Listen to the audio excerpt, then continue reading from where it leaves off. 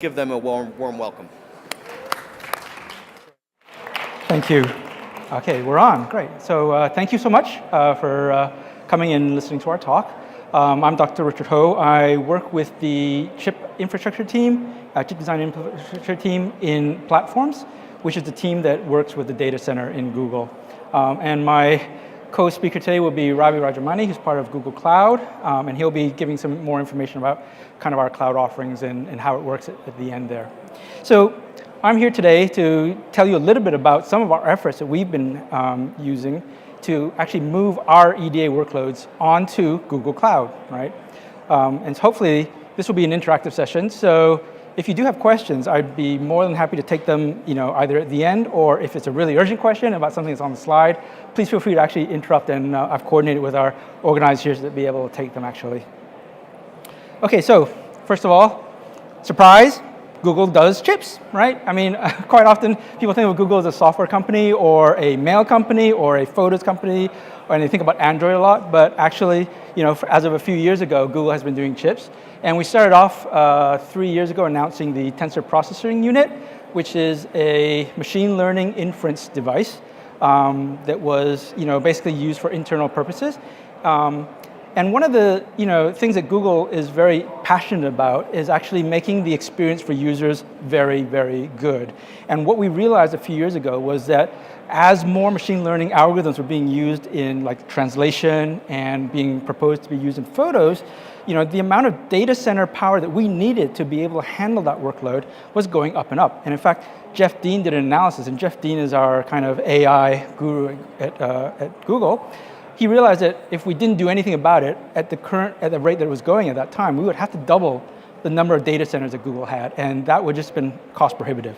And so we initiated an effort to actually design some custom silicon to accelerate the machine learning algorithms that we had. So we did that 3 years ago. Last year we announced Cloud TPU, and Cloud TPU was a device that's now available on Google Cloud. It actually does both training and inference.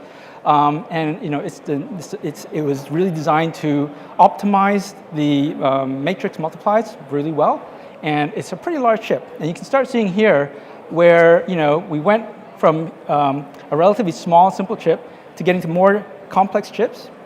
And this year at Google I/O, which was about 2 months ago roughly, we announced version 3 of this, which is again designed for inference, and it is a major step up in terms of performance and in terms of performance per unit watt of power. At the bottom there is one of these pods. It contains quite a few of these chips together along with the servers. It is, I think, conceptually is one of the most powerful supercomputers in the world. And this is actually available for rental to be used in cloud for machine workloads. So key to this and why this was important was that, in the era of slowing down of Moore's law, possibly even the ending of Moore's law, we see a further need for more accelerators. These are custom silicon designed for specific applications. So the trend is pretty clear. This data came from some work from Horowitz and his collaborators there, basically plotting the transistors and the performance that we're seeing. And we're starting to see some of the curves flatten out, right? So we're not getting the performance increases that we need just from the process nodes, from TSMC, from Intel, and from the other fabricators. We're not seeing the increase in performance that we actually will need to continue to get. And so there's this requirement to customize your silicon for these particular applications in order to increase performance and performance per watt, right, and operations per second. The trend is pretty clear, and I think that the industry has recognized it. Certainly, a lot of other companies have, gone on board with accelerators, and I think that there's a lot of buzz about that today. But with accelerators, actually, the need to be very agile in your design is critical. If you are designing these accelerators at 2 or 3 year design cycles, you may actually miss your window, right? So the need for the data processing occurs, and you want to get your silicon out as fast as you possibly can. In the area of machine learning in particular, and in other areas as well, the algorithms change pretty regularly. In machine learning, I would say the cadence of change is roughly every month or couple of months, there's a new proposal that's made in an algorithm. And if your hardware isn't suited for that algorithm, you could be out of luck, right? Your hardware could be obsolete really fast. And so it's really important to be able to get your chips out efficiently, correctly, in the shortest amount of time possible. And you really want to get these, the time between each iteration of your chip down really fast. And if you remember from my first slide, right, you saw TPU version 2, TPU version 3. They were announced in successive Google I/O conferences, basically 1 year iterations between all of those. And I think that for many of the accelerators, this is a very important characteristic of the design cycle that needs to be achieved. So with agility, one of the many things, and there are many things that you need to have an agile design system, but one of the things that we believe you need is the elastic resources. Why? Well, basically, as you design a chip and you go through the various parts of the design process, from architectural exploration through microarchitecture definition, through design verification and physical design and implementation, your compute, storage, and memory requirements change. And you want to be able to evolve with that, right? You don't necessarily want to resource for your peak, or even something close to your peak. That could be prohibitively expensive for a project, right? You want to be able to modify this, vary it, and basically, use the compute as you need it.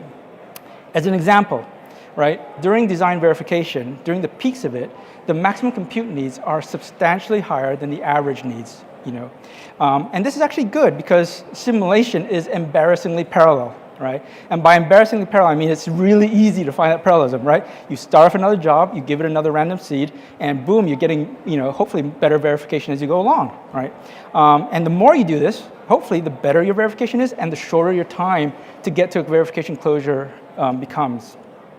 And so, one of the things that we think is it's important to be able to evolve your compute farm from being a fixed set of resources that you kind of estimate what you need, and then you kind of peek it out and you estimate your licenses, and to be able to go to a more elastic and flexible infrastructure. So, Google does data centers, so, lots of resources, you would think, right? Vast resources, fast networking, lots of storage. But actually now, Google does cloud. And so our internal design team sort of looked at this and we said, can we go to cloud, right? Actually, it would be a very interesting thing to be able to go to cloud. And so this is a little bit of the learnings and experiences and kind of characteristics and features that we decided we needed in the cloud solution in order to do that. And so, hopefully this will be applied to other customers as well. Maybe it does. In some aspects, maybe customers have slightly different variations, but this is our story, right, of how we wanted to use our cloud. So why move it? And, I did talk about a few of these, but there were 4 things that really stood out to us, right? These are the 4 kind of characteristics we wanted. One was scalability, and I'm going to go into each of these in just a minute. Scalability, the elasticity, reliability, and yes, security, right? And I'll talk about security a lot at the end, because I think in the past, security has been quite an issue for whether people want to move over to a third-party cloud or not. Okay, let's go through these. All right, scalability. So one of the things that we felt it was important was that we wanted to be able to reduce our upfront capital expenditure, right? So a lot of people assume that because we're Google that we just run stuff on our data centers all the time, but the truth is actually that we actually have to create our own server farm as well. Even if it's within our own data center, we have to pay for it out of our own BU, right? And so in order to get a good large farm, you'd have to be able to have capital expenditure. With cloud, you don't need to do that up front. You can actually just bring it online as you need it. Another important thing is that as these CPUs age, right, within cloud, the upgrades are very simple, right? You just move on to the next SKU and you're, on to the next speed stepping, and you're there. You don't have to worry about, what to do with your old hardware, when to do that upgrade, and so on. And it easily scales for different project phases with no lead time. I think I mentioned this earlier, but if I decide, hey, I want to, 5x my simulations today because I have a bug fix, I can go ahead and do that. It doesn't cost me a lot of time or effort in order to scale that up. Elasticity. So for us, this was our, part that we considered one of the most important things. We think that this will help us on our design time, right? So this auto-scaling, but auto-scaling not only of the compute resources, we want to actually auto-scale on the licenses, okay? And in a sense, this is one of the things that I'm here kind of like asking the industry, right? This is DAC, there's a lot of EDA vendors here, and I'm asking the industry, perhaps it's time to think a licensing model that actually works with cloud and with elasticity, right? The traditional time-based model is where you decide upfront how many licenses you're going to need for 3 years, in essence, right? Or some period of time, and you either got it wrong or you have to go back to the negotiating table and get more licenses. It would be nice if you could actually have a licensing model where you could actually measure your usage and actually be able to just pay for what you use, right? And I think the pay for what you use part, we want to be fair about this. So the effort there is not to reduce EDA revenue, but it's to allow us to have the flexibility to have really high peaks and then value it down when we're not really using it, right? So overall, we want the industry to be successful, we want the industry to grow, but at the same time, we want to have this flexibility, right? And so it's not a trying to, reduce revenue of the EDA companies or anything like that. It's really to modify how it's distributed so that we get the benefit from a design cycle, and the EDA industry also continues to get their due share of the value there. And so it's a very important thing to be able to trade off time and money, right? And so these big peaks, I think, just cost us more for some period of time, and we're willing to make that trade-off, right? If it helps us with our overall design cycle. Reliability, well, I think that this is an interesting thing. I think different people have different experience with it, but cloud is one of the things that does, it advertises a 5 nines reliability. I don't know about you folks who have these servers, but the servers we run don't necessarily run at 5 nines, and we manage it ourselves with our own system administrators. And so being able to have that 5 nines reliability would be a good thing for us, right? And then there's automatic redundancy in servicing. So as things fail over, you can actually move jobs from one machine into another machine through a VM.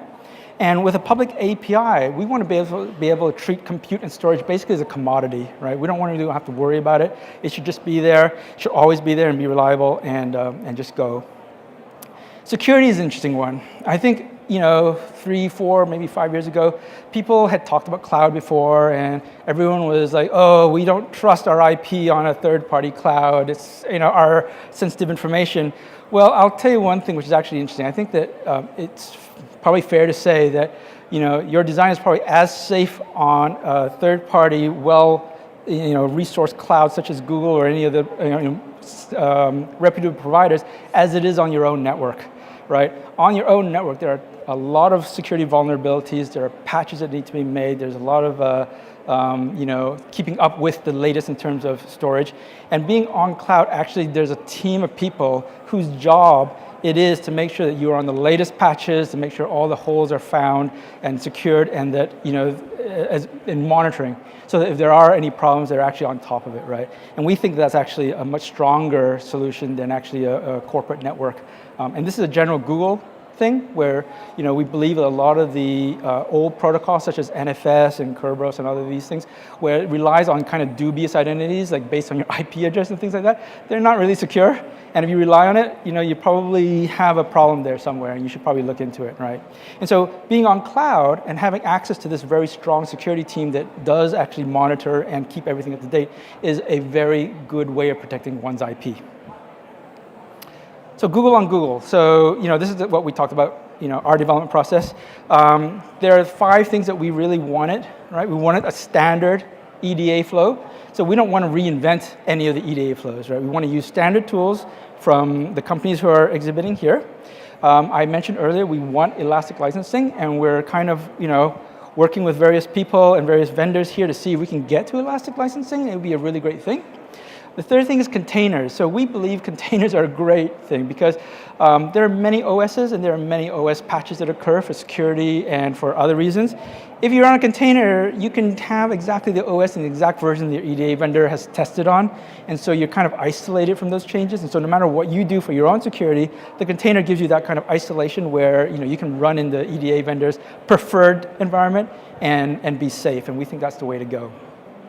Hermetic build. So I'm going to talk more about hermetic build in a second, but we believe hermetic build is really important, and it's something that the software folks talk about a lot, and we think that's important in the hardware world and in terms of building RTL as well. I'll have a slide on that in just a second.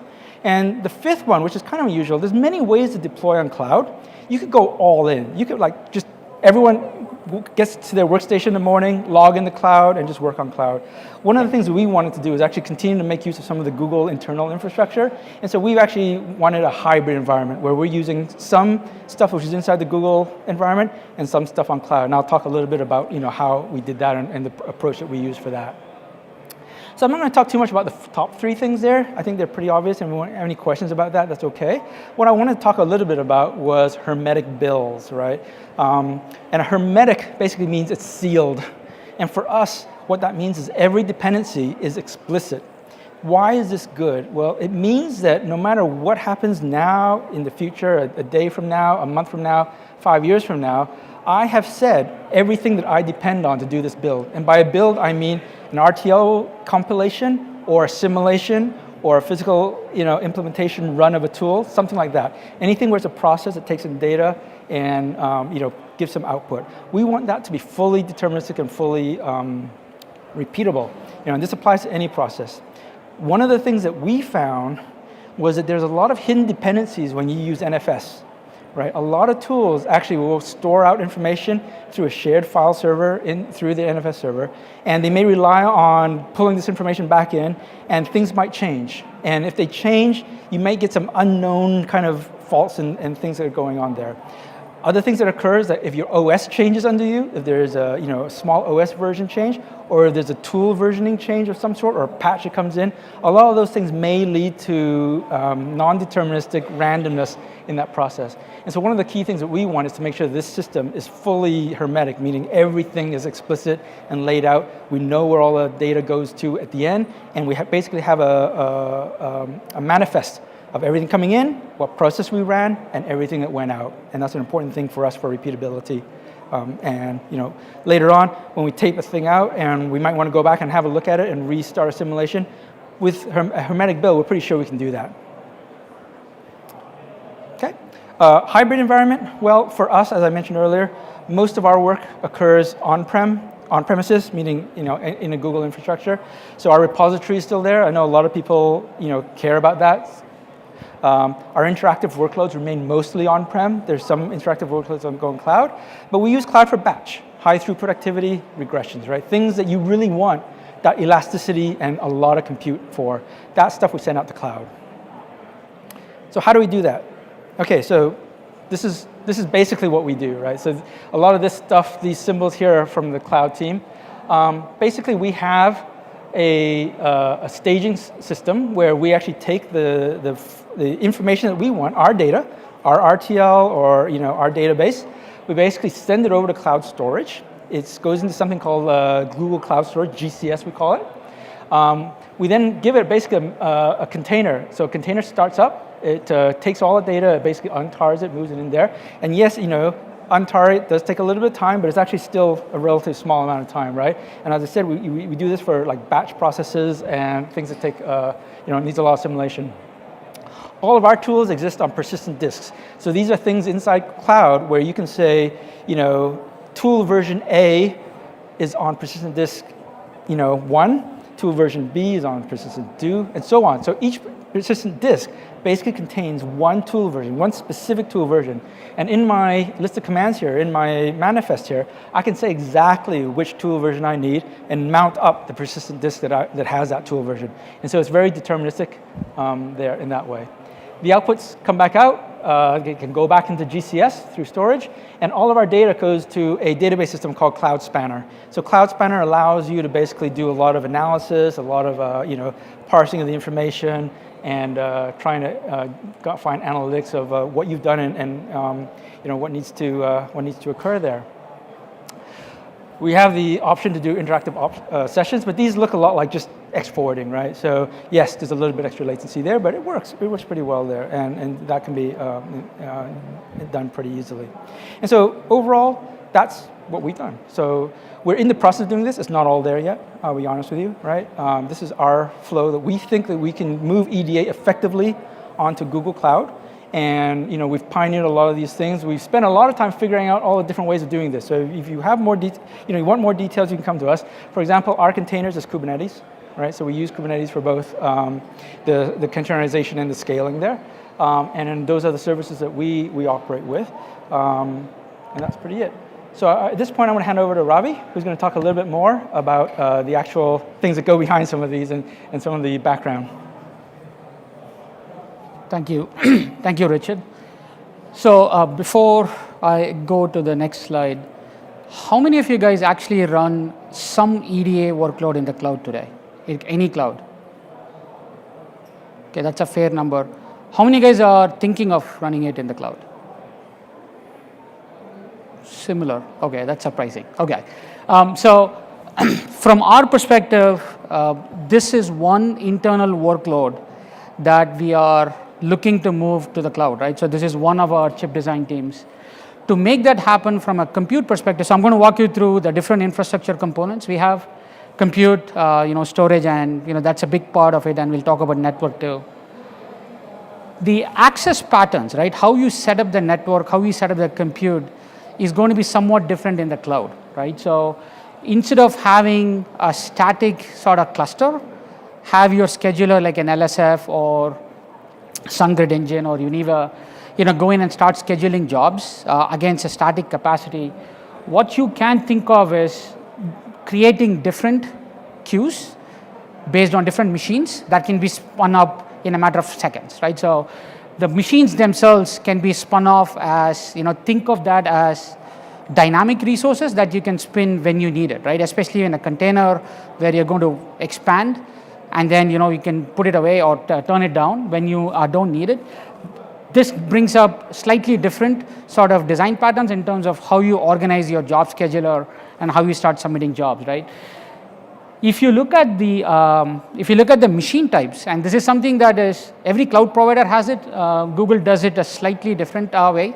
So we have predetermined machine sizes. You could do large CPU, like high CPU or high memory, but you could also customize it, right? So you could customize the number of cores, and you could customize the memory as well.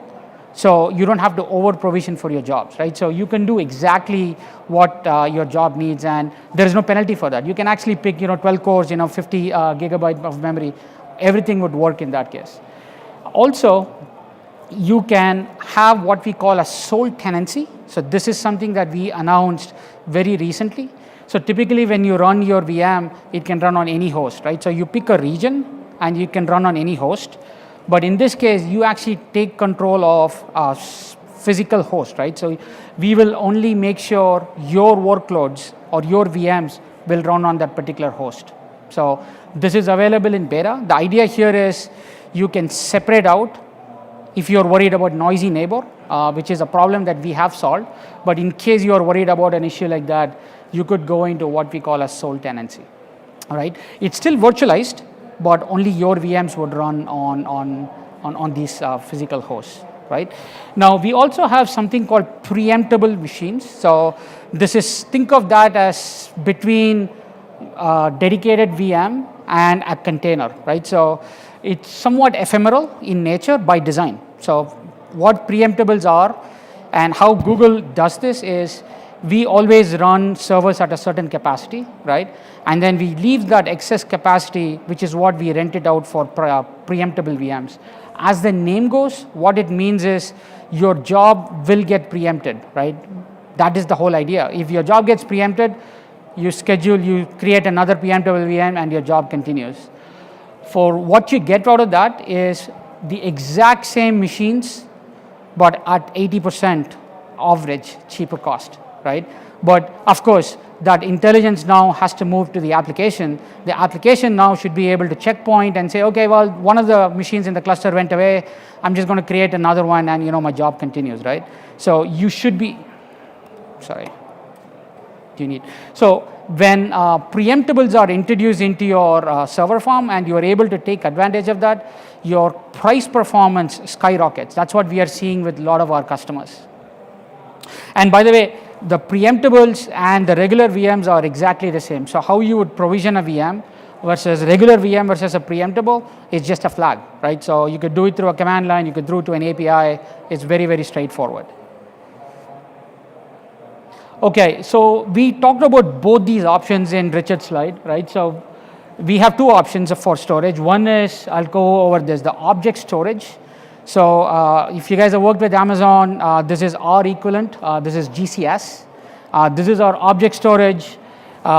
It is designed from the ground up for, we use it for our own applications, right, like YouTube and Gmail. So essentially what this is shared scalable object storage with built-in redundancy, right? Now, it has its own API, so for reading, writing. So that's something that we have. And, we also have block storage. So this can be mounted as, a regular volume, and you can run NFS on it. We'll talk about different, third-party partners we have in this ecosystem, because NFS tends to be a very critical component of an EDA design environment. But the key is, how to use these two together, right? Like how we try to use it in Google. The first step is cost-wise. For the DR multi-region redundancy built-in, price performance for object storage is going to be very, very cheap, right? And you guys can do your own sort of measurement and figure out for your storage needs what is going to cost on object storage. Now, object storage can be your persistent storage, right? And then you can use this raw storage as persistent disk, as we call them, as your intermediate, right, as your cache. That's a design pattern that you guys can think of, right? Now, does it work with an existing flow? I don't think so. I think we still need to go back and refactor some. I think Richard talked about keep everything the same. Well, in order to truly take advantage of a cloud, we do have to refactor some of your design flows, right? The environment, the way it is set up, has to be a little different, but once you do that, you can really take advantage of these two, right? One gets you high performance, the other one would get you the lowest storage cost, including scale out, right? Now, on top of this, if you want to run NFS, we have, stop by our booth, we could show you a couple of demos. We have a few partners who we are working with, a lot of customers, also for backups and recovery too. So if that is a use case where you want to use object storage and keep it up in the cloud, backing up in the cloud, I should say, there are some integrations that we have built with these partners. So a lot of options depending on what your use case is to run storage in GCP. Now, containers, right? So I have my own sort of thought on this. Are we ready to run 100% of all our tools and flows today, EDA tools and flows in the cloud as containers? I'm not sure, just because the reason I say that is because of the NFS dependency, right? Containers by design are meant to be portable, right? Containers by design are meant to be stateless. So you should be able to spin it up, down, right? So, and scale out as much as you want.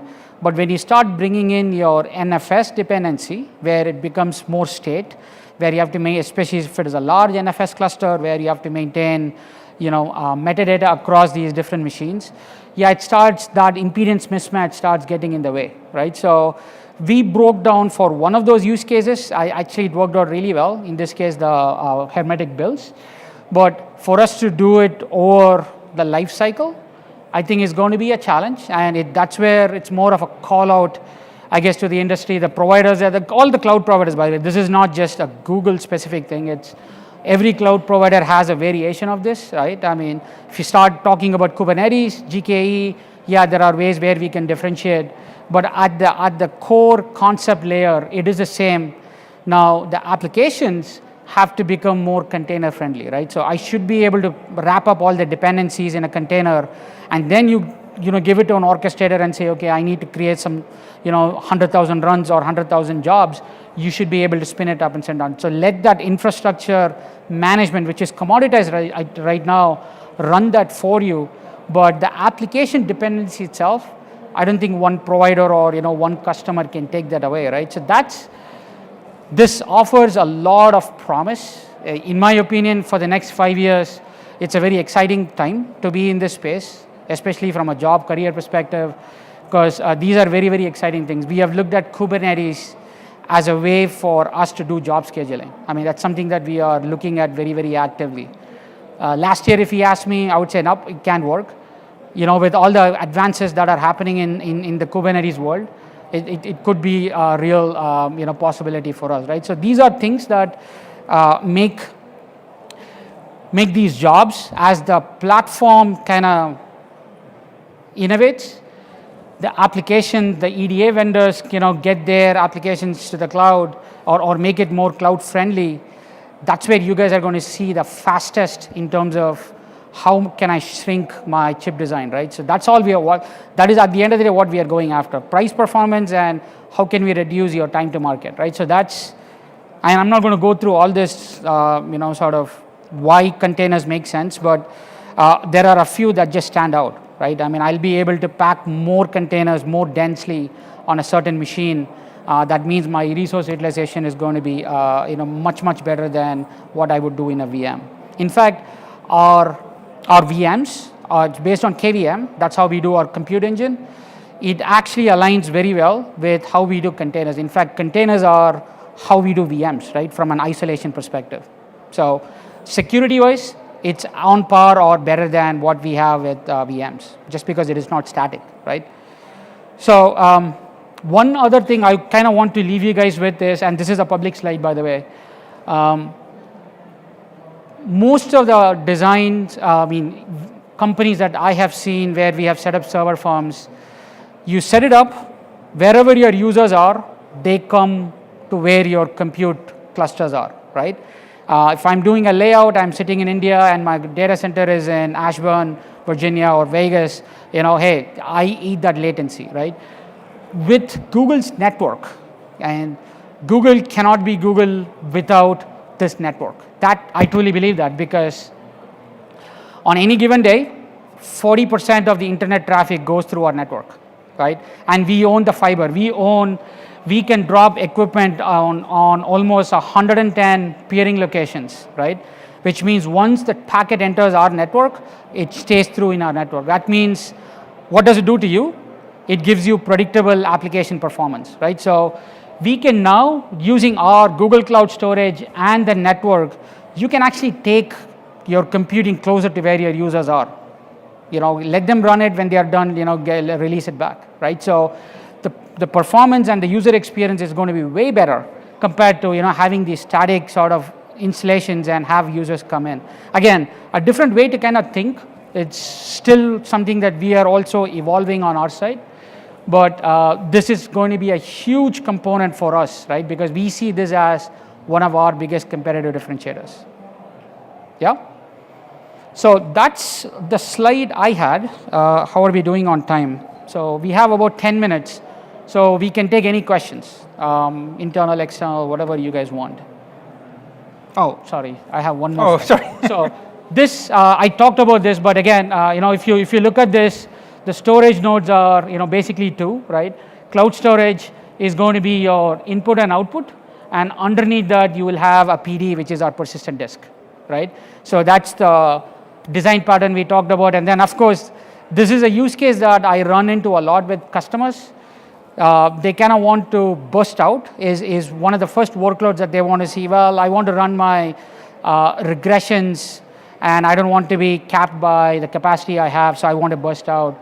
Here is one sort of use case where you can burst out from on-prem, which means your tool environment, right? Your installation, your binaries will be sitting on a PD, like what Richard talked about earlier, and your design itself, be it RTL or your verification seed files, are going to come out of GCS. So kind of put these two together, and we can make this happen, right? I mean, the other good thing with the cloud is we can do this in a day or even less than a day, right? Or whatever it takes to kind of provision and bring your environment over. And it doesn't cost you much to go try this. It's not like you're making a big $1 million purchasing decision. And we should be able to spin up these POCs fairly quickly and see if it makes sense from your perspective, price, performance, and scale. So we could do things like that. So with that, I think that is a wrap. So we'll be happy to take some more questions. So I actually have a question, if I could. Yeah. So you were talking about your work with containers, Have you had an opportunity to run into an EDA tool problem running inside a container to where you had to call the EDA vendor for support? And what was their reaction when you told them you were running in a container? So up to now, we've been working closely with our EDA friends. So they've been helping in terms of containerization. Yeah. And Derek, if you have a situation like that, work with us, because we are already talking on behalf of other customers too, so we'd be able to kind of help the EDA vendor prioritize as well, right? So they're also looking, it's not like they are not willing to do, they're looking for, hey, is this a bigger demand that I can see? So some of it is, together working as an industry to move. In fact, I would say that, most of the EDA companies that we've talked to are quite enthusiastic to figure out how to do this as well. I think that they're beginning to see that there's many people who would want to do this, and so they need to do this one way or another. Yep. So there's a hope that we can get off Red Hat 5? So two More questions? Right. Oh, sorry. Okay. So can you go beyond 96 cores on your VM? So Can you go beyond 96 cores on your VM? 96 cores? Beyond that, if you need more than that. On the virtual machine. We do have larger machines that we have went beta with, and there are things in our roadmap as well. Okay. But this is just what is available publicly G8 right now. Okay. And the second question is, do you support like Docker containers or any other types of containers? Say that again? Docker. Any other types of, other than Kubernetes, any other containers that you Well, support? yeah, Docker is the most good, right? most common format that we run in. Yeah, in fact, I was using the Docker logo there. We do use Docker as well. Yeah. Okay, thanks. Mm-hmm. Yeah, absolutely.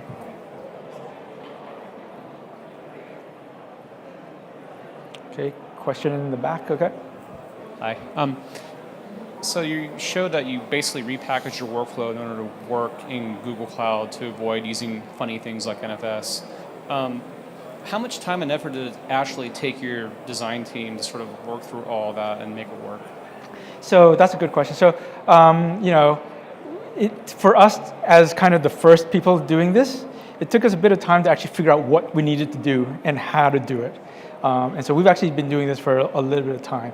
The actual design team, we think, doesn't require that much. It should be invisible to them. So I think most companies have a kind of a script or a wrapper that kind of does the, here's all the RTL files, here are the libraries you need, pulls them together, and then does the .f, the file list for the simulator or the file list for the implementation tool. That thing needs to be modified to understand what it needs to do. It needs to understand, what it needs to package up and how to send it over to the cloud and how to get it executed. The design team should just see a simple switch that maybe says cloud, right? That's our ideal, and that's where we're heading, trying to get to. So the team itself should not know. They may see some differences in terms of, latency on the output and where they need to look at the files. But hopefully from a actual flow usage, if your infrastructure scripts are done correctly, you shouldn't see much of a change from that sense. And if you did a good job of capturing the dependencies, no, seriously, I think that is the one-time sort of hard thing that all of us need to go through. And once you do that, it becomes fairly straightforward after that. Question over there, yeah? Yeah, do you have some experience or advice on like the granularity of your containers? For example, when we have simulation jobs that run a few seconds, we have PD jobs that run 24 hours, we have interactive jobs that suspend and come back when people want to kind of, so what? So we're still in the process of learning, but I can tell you that there is an overhead. And so clearly with your, your little simulation job that, takes less than a second, on your workstation, yes, you're going to see overhead with that. Clearly, if you have a good long simulation or a good, long implementation run, the container and startup, the VM startup time, all of those things become negligible over time, right? So yes, there is a difference in terms of the granularity of your job there. So where's the cutover point? Is it in minutes? Is it in? So the overhead is, the ones I've seen have been well under, they're in the seconds range, and so it's up to you really where that, how much overhead you're willing to take, but it's not, it's usually less than a minute, right, in terms of overhead there, even for a very large job. Yeah.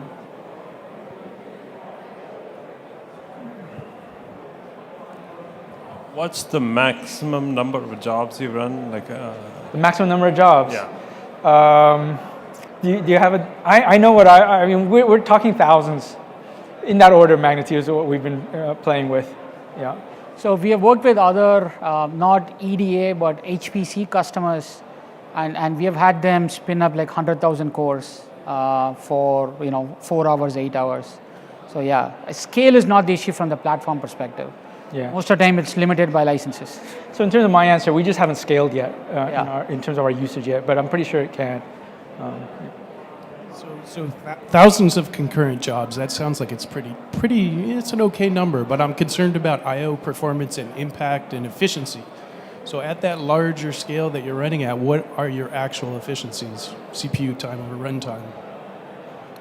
Do you want to handle that, or? Yeah, so, and that's what we would like you guys to come in and try, and let's work seriously, right? So with GCS, we have scaled over hundreds of thousands of IOPS, right? So we could do that because of how the scale out the architecture is set up. Network is not the limiting factor as far as I have seen, right? Although depending on which region your compute sits and where your storage, it could be, but then we can figure out using some sort of traffic engineering to get that to the right sort of latency. Now, on the persistent disk, at the end of the day, we are buying from the same disk manufacturer, right? So there is always going to be that physical limit of what we have. We do have two options with PD. What it does is it stores 3 copies for you, right? So it kind of has built-in redundancy, and you could do regional PD versus you could do it based on a particular zone. So that gets you not high availability, but it doesn't give you high availability across like data center buildings, but it gives you across a rack, right? So depending on that, it's going to have certain sort of performance considerations, right? But really your mileage will vary depending on what kind of workload you bring on. But I would say that that's exactly the right question to ask, and the Yeah, it question is. that we want to have answered as well. Yeah. We're not there yet with that answer ourselves. Stop by our booth, we can share some more details on what we are doing internally with other experiments as well. Yes. I was curious about what you were talking about with isolation and having sole tenancy on your devices. Right. Were you mentioned noisy neighbors? Were you concerned about side channel attacks, or Spectre meltdown kind of things, or are you just talking about influences of neighboring processes somehow impacting what you have running? So thank you for leading us to that. That was perfect, because our project Zero team discovered Meltdown and Spectre way before everybody else, right? By the time we announced it publicly, every machine had been patched, every virtual machine had been patched, and then we let the customer know, hey, by the way, we did this. They didn't even notice anything, right? So there are checks and balances that we have built into the platform today to take account for this noisy neighbor problem, right? So the idea is to get you deterministic performance, including the network bandwidth, right? So it kind of varies with the number of cores in the VM, but it basically maxes out at 8 cores.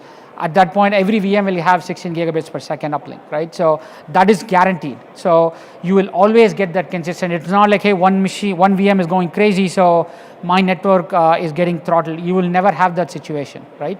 Now, the second thing is Google has, again, it's also what partner you guys are going to choose, right?